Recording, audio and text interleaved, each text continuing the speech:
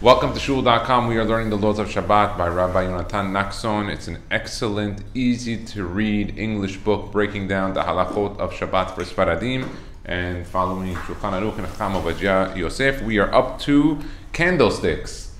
Candlesticks, the famous gift that the Kalas get from the mother-in-law when they get married. Now, I know, John, I know that Bezrat Hashem, now you have a child getting married. My mother. Your mother. Okay. So Bezrat Hashem, I know that it's coming up. And so there's a custom to get the beautiful candlesticks. We're going to talk about the mitzvah. Let's take a look here. It is customary that a husband should buy his wife candlesticks in order to take part in the mitzvah of his wife's lighting. We discussed already that the husband should set up the oil, the wicks, the floater, or the candlesticks if it's wax before Shabbat. Here, he goes even further. Tells you, even go and buy the candlesticks that she likes. That's an important one. Is that a tradition, or is that like a type of... It's customary. No chiyuv. There's no chiyuv here. He doesn't bring down a chiyuv from this book. There's no chiyuv. The reason I say this book is a lot of times, Mark, we learn and we learn countering halachot, different opinions. This book, it's customary. I've never seen it as a chiyuv to buy. Preferably, one should use silver candlesticks for hadlakat nerot. If one does not have silver, then any metal candlesticks are preferred. If metal is not available, then one can use glass or coated earthenware. Okay, so the best one would be silver candlesticks. If he doesn't have silver, then any metal one, or like a pewter, like a good quality metal. If metal is not available, then one can use glass or earthenware, which is the simplest of all of them. One should not use glass or earthenware candlesticks. If they are chipped, the candlesticks should also be able to stand on their own without leaning on a wall or other object. So obviously making sure they're shalem and in good condition. One may use a candelabra that has many candle holders on it. The candles do not have to be put in a straight line. They may even be aligned in a circle. Likewise, several floating wicks in a bowl are considered separate candles as long as the flames are not touching one another. This is from a little bit from yesterday that we reviewed. But I thought the last one, which was a great one, is that if you used even one bowl with just two wicks in it, you're good. I always tried, I always liked it when it was just a simple, nice quality, like Pyrex bowl with the finest quality oil, and to put the focus less in the candlesticks and more into the oil, the quality, the wicks, the floater, to make it more mehudad. That was always my feeling. My wife likes the candlesticks and she likes her own thing. So Baruch Hashem, we worked out a good medium. But I always felt that it'd be better to put the mitzvah more towards the oil and the other things. Okay, how to light. It is praiseworthy to shut off the lights in the room when one is lighting the Shabbat candles. So if the lights are on, shut it off. That way you benefit from the light, which is part of the mitzvah. You can then turn on the light after, right? Yes, because we don't accept Shabbat with candle lighting. Sephardi women don't accept Shabbat. That's just a review from yesterday's learning. Sephardi women don't accept, and then also Sephardi women should say the beracha first and then light there. It is proper for a woman to be dressed in Shabbat attire when lighting the candles for Shabbat. This is a great one. And he has a note on the bottom here that the Halichot Shabbat brings down, points out that she should be in Shabbat clothing even if she's not accepting Shabbat through her lighting. So she should dress for Shabbat. I've always pushed this at home for the kids and for my wife always, because it gives the feeling of Shabbat. When Shabbat comes and everybody's in their Shabbat attire. And it's appropriate to do that. A married woman should cover her hair when reciting the blessing on the Shabbat candles. As a side note, he brings here on the bottom, but I'll bring the side note. Preferably, even a single woman should cover her hair when lighting the Shabbat candles. Even a single girl. Obviously, when is a single girl lighting Shabbat candles? Obviously, if she's traveling or whatever, because single girls, we don't tell them to live alone. Interesting. If she's in yeshiva, it would have to be in her dormitory if she's Sephardi. If she did it in the main dining room and there already was one before, there's an issue with the beracha, so it's interesting. Very important, it is brought down by Chacham Obadiah Yosef in a different place that women should always cover their hair when they're praying and saying berachot all the time. all the time, not just for this. Now we're talking about Shabbat candles, but it is appropriate. If she's wearing a wig, her hair is already covered, or a hat, scarf, it's okay. Or, the scarf is probably the best. Have a scarf nearby. It's always great. Easy, 1, 2, 3. Just cover the hair. A woman does not need to have explicit intention to fulfill the obligation of the rest of her family through her lighting, which means, like myself, if I don't want to accept Shabbat with her lighting, or she wants to accept with her lighting, or right after her lighting, whatever she wants to do, she's on her own for that. Even though she's doing the mitzvah for the family, with the aspect of the acceptance, it's unique to the individual. Her mitzvah will be fulfilled for the family, but that part is separate. When lighting, one should not remove the match from the wick until most of the wick has caught fire. Chamusafi brings this down a lot. When you're lighting candles, if you light for Sadiqim or for whatever purpose, always wait. It's like on Hanukkah, Shabbat, Motzei Shabbat, when you light from the match, wait till you are the one who's igniting the wick, not that you just kind of let a spark there and then by itself, the spark ignited itself. So leave it there for a few seconds, make sure it's lit properly and good, and then pull it away. The Shabbat candles cannot be lit in a place where the wind will inevitably blow them out. If the wind happened to blow out the candles after one has lit them, one should relight them if it is before Shkia and one has not yet accepted Shabbat, because if you didn't accept with the candlelight, it's okay. If one has already accepted Shabbat, as long as it is before Shkia, one may tell someone else who has not yet accepted Shabbat to relight the candles. Remember, it's Shkia, so it's only 18 minutes if you lit at the time. We're not talking about Tzet HaKochavim, which is after. You have candle lighting, 18 minutes, Shkia, and then you have Tzit, and then there's different arguments as to when that is. So if it happened, and again, why are you relighting it? Because you lit them to enjoy from them. It is permitted to light the remaining Shabbat candles from a candle that has already been lit in honor of Shabbat. So if you lit 2 or more candles and you have one candle lit and you need to light the other one, you could just take the match and put it there and carry it over. This should be done by directly lighting from the candle that is already lit and not by using a different candle to spread the fire from one candle to the other. So what he's saying is further is not using the match, but taking the candle itself. The match would be okay also. It is praiseworthy to have one candle set aside as the candle that one uses to light all of the Shabbat candles. So it's interesting. So I shouldn't use the Bic directly onto it? So, because I use that Bic. Yeah, so that's the best way. The best way is when you just light from the igniter straight into each one. We're talking about, let's say, he lit one, and for some reason he can't light for whatever. He just has one lit already, and he has one more candle to go. So one way could take the match and just go. That's okay. You could do that. The better way would be directly lighting from the candle that is already lit, and by not using a different candle to spread the fire. That's better? That's better. To go directly? Directly. So what you do is take the second candle and you put it by the first one, and then they're both lit. As opposed to taking... It's hard to do with the floaters, but yeah. The floaters, yeah. It's possible, but it's hard. It is possible, but it's a little tricky, and or you get your hands oily from it. Yeah. So you have the option. You could do it by lighting directly another match, using the match to light from the candle. But the best option would be just to take the other candle and to put it there and to do it. That's if you're doing wax again. If only one of the candles was blown out, then one may use the other candle's flame to relight the candle that was blown out before Shkia, obviously. Any notes on this one? He says here, on the previous one, the Halacha Birura points out that one may even relight them with a beracha if the electric lights are not on. That's Halichot Shabbat Yazdi states that if only one of the candles went out, then one should not recite a new beracha since there is still another one lit. That was discussing earlier in regards to if the candles the wind went out and they took it out, you can relight them with the beracha if the electric lights are not on for whatever reason. Let's say it's in a dark room and it's before Shkia and they went out, you couldn't make another beracha on it. That's very interesting, halacha berura.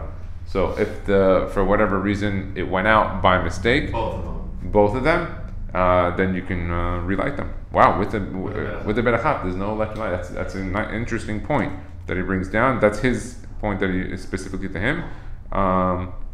And then the Halichot Shabbat says no. If one of them is there, you can light it, but just don't.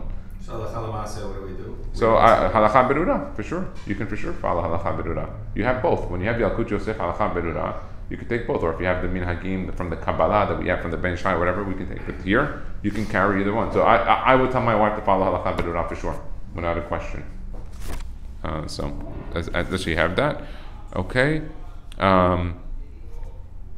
One may not light other items such as a cigarette from the fire of the Shabbat candles. All right, listen, we got to point that out. The guy likes to smoke a cigar, cigarette, whatever he likes before Shabbat. Listen, his wife lit the candles. He didn't accept Shabbat.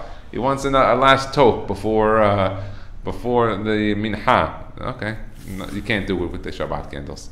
After lighting the candles, one should not blow out the flame that one used to light the candles with. Rather, one should shake it or put it down and let it extinguish by itself.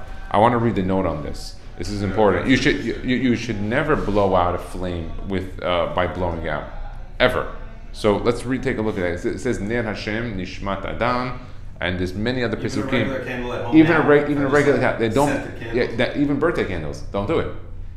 Don't even birthday candles. Nope. No blowing out candles. Let's take a look. He has a nice note here, and I've seen it before. So let's take a look. The Midrash on Otzara Midrashim Rabbeinu Hakadosh, page 511, 5-4 states that one should not blow out a candle as it can lead to a potential danger.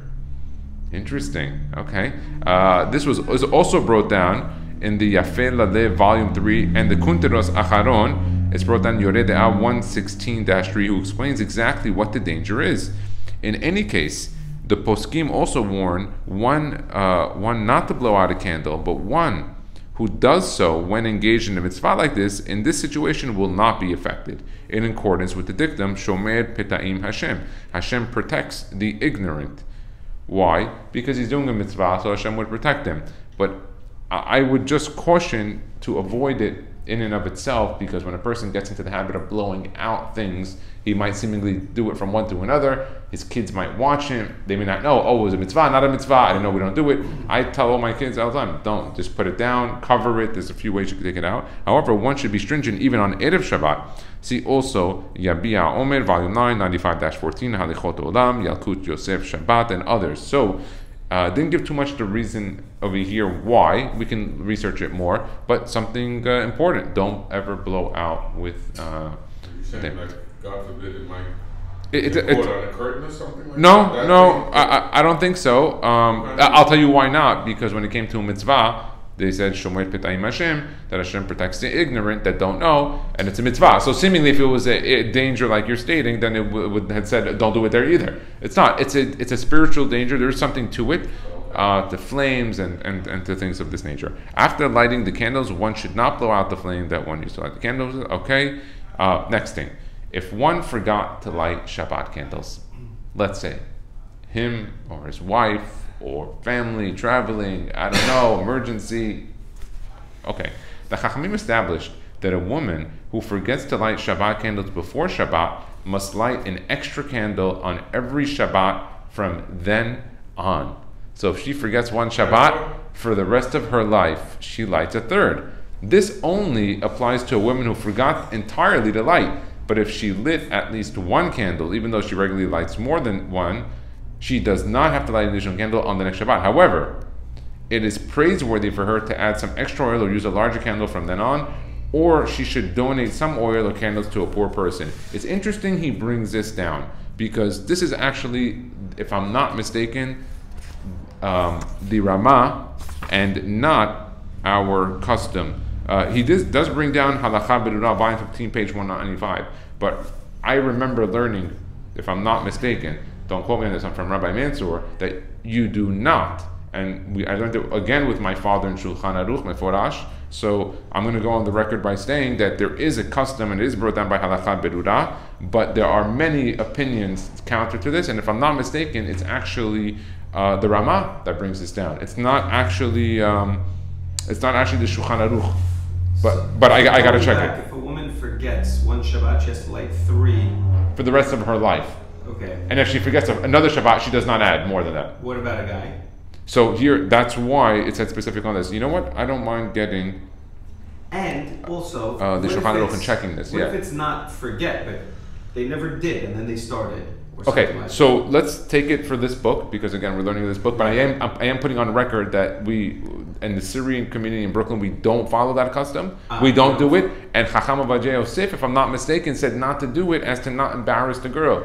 Got So there is counter opinions. So let's take a look what he says here. Now he has a few other conditions. A woman who does not have to light an extra candle a woman does not have to light an extra candle if she forgot to light Shabbat candles for reasons that were beyond her control, including if she fell asleep before Shabbat and only awoke after Shkia, so by mistake, if the clock stopped working and she was not aware of the time, if she was busy with some other work and thought that she had more time to light than she actually had, okay, if she ran out of oil or candles and could not buy any more before Shabbat, if she was stuck somewhere before the onset of Shabbat and could not make it home in time to light the candles, okay, so she was delayed in time. If she accidentally lit earlier than Plag HaMincha and did not know that she does not fulfill her obligation through such a lighting because it's so early, then she would not have to light another candle. So there's a lot of conditions here. He has A through F on conditions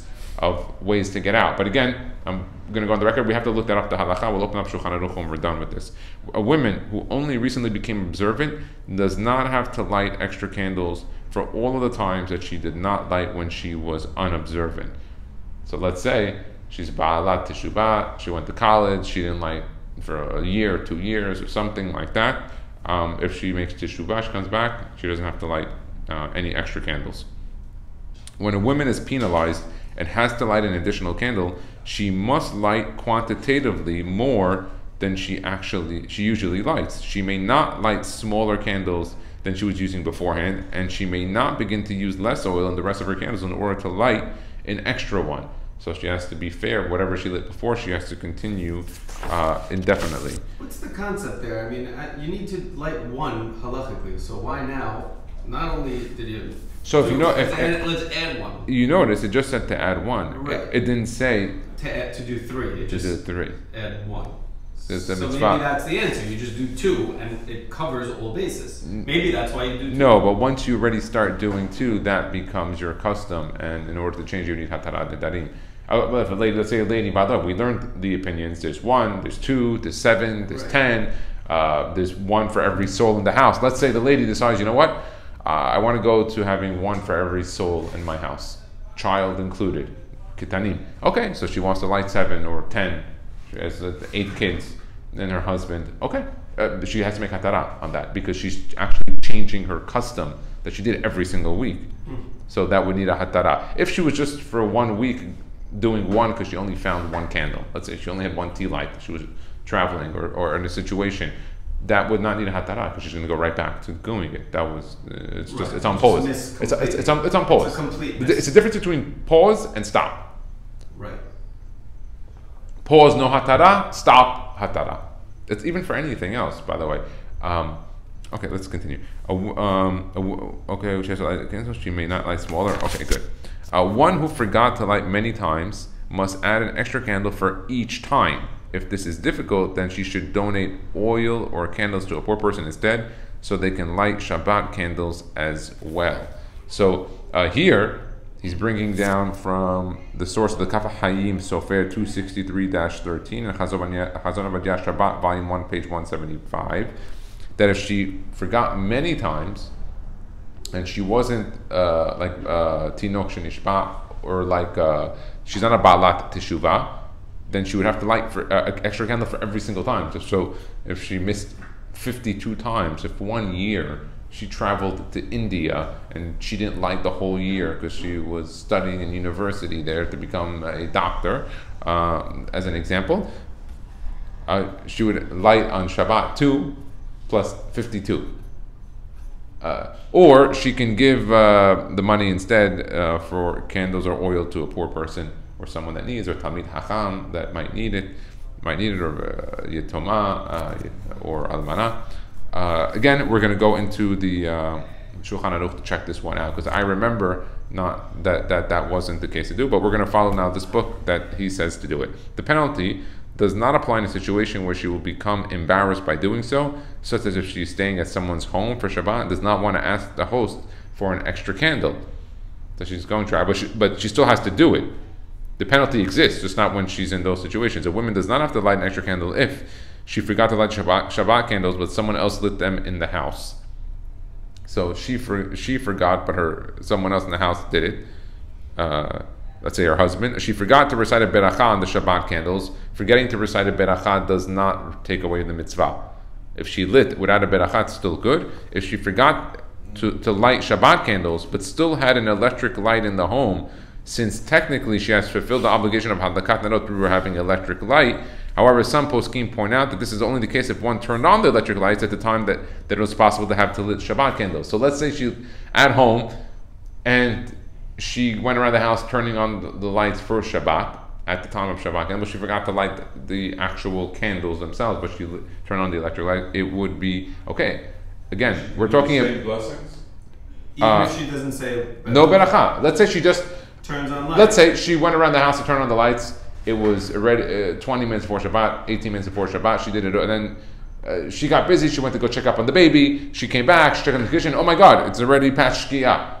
Okay, but you turned on lights for Shabbat, so you had designation. Now it's not. Again, we're talking about lights that are most probably today, 2023, 2024, that are LEDs. That's the Rabbanan. But even though it's still good because you put light. Yes. Technically, if she has no candles, right, she can light the switch and then do bracha. So it depends on the bulb. If it's not incandescent, incandescent, there is ways to do it if she doesn't have candles or oil or can't get. If there's a last option with incandescent, but CFL is a problem, and so is LED. Those two are both in the Rabbanan categories, and so most bulbs today are not incandescent. And even the ones that look like they are incandescent, they make the new ones now from China. I've seen them. I've bought them. They look just like the regular ones, so you can't tell. If the electric lights were already lit earlier in the day and remained on in the room, let's say the dining room, then she will be required to light another candle if she forgot to light Shabbat candles that week. So if she didn't turn on any Shabbat lights, she just left them on from earlier in the day, she has that problem. One who forgot to light candles on Erev Yom Tov does not have to light another candle on the coming Shabbat or the next Yom Tov.